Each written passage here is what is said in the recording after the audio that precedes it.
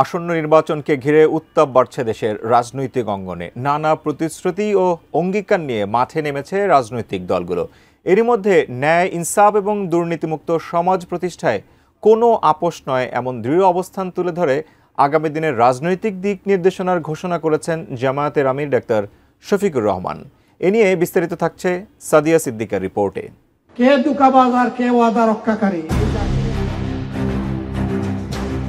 বাংলাদেশের রাজনীতিতে ন্যায় ও ইনসাফ ভিত্তিক সমাজ প্রতিষ্ঠার প্রশ্নে জামায়াত ইসলামী বরাবরই নিজেদের অবস্থানকে আলাদা করে রেখেছে।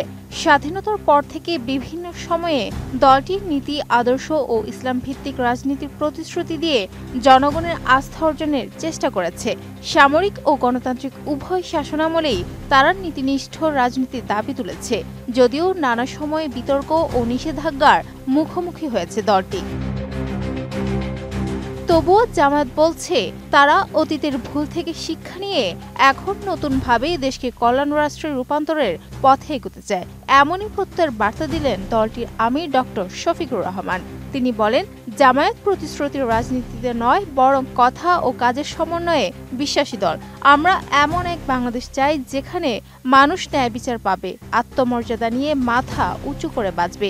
শুক্রবার রাতে রাজধানীর মিরপুর পীরের বাগ ঝিলপাড়ে ঢাকা 15 আসনে জামায়াত সমর্থকদের আয়োজিত প্রীতি সমাবেশে এইসব কথা বলেন তিনি। ডক্টর শফিকুর রহমান বলেন, বাংলাদেশকে উন্নত দেশ বানানোর প্রতিশ্রুতি নির্বাচনের আগে অনেকেই দেয়, কিন্তু নির্বাচনের পর সেই স্বপ্নগুলো ভেসে যায়।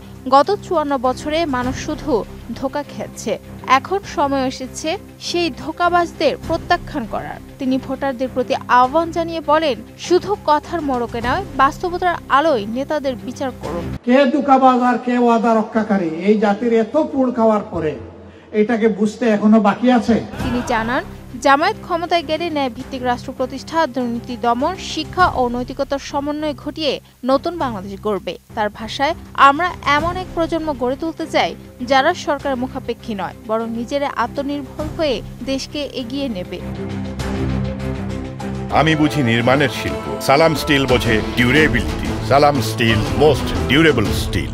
দেশের সার্বভৌম মর্যাদা ও পররাষ্ট্রনীতির বিষয়ে স্পষ্ট অবস্থান তুলে ধরে তিনি বলেন, বাংলাদেশ কোনো বিদেশি নির্দেশনায় চলবে না। আমরা কাউকে বড় ভাই বা অভিভাবক হিসেবে মানব না।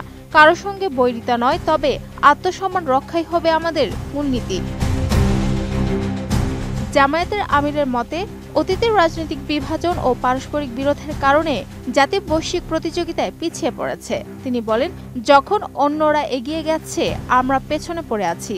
এখন সময় এসেছে দিন বদলের।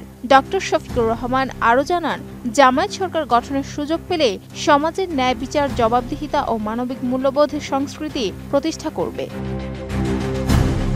তিনি বলেন, আমরা আল্লাহর কৃপায় এমন বাংলাদেশ গড়তে চাই যেখানে শিক্ষা হবে নৈতিক ও বাস্তবমুখী, প্রশাসন হবে দুর্নীতিমুক্ত, আর জনগণ পাবে মর্যাদাপূর্ণ জীবনযাপন নিশ্চিতের সুযোগ। শফিকুর রহমান বিশ্বাস প্রকাশ করেন, সম্মিলিত উদ্যোগে গড়ে উঠবে আত্মনির্ভর, ন্যায়ভিত্তিক ও মানবিক বাংলাদেশ, যা হবে জাতির নতুন সূচনার প্রতীক। Sadia Siddiqa, ATN news.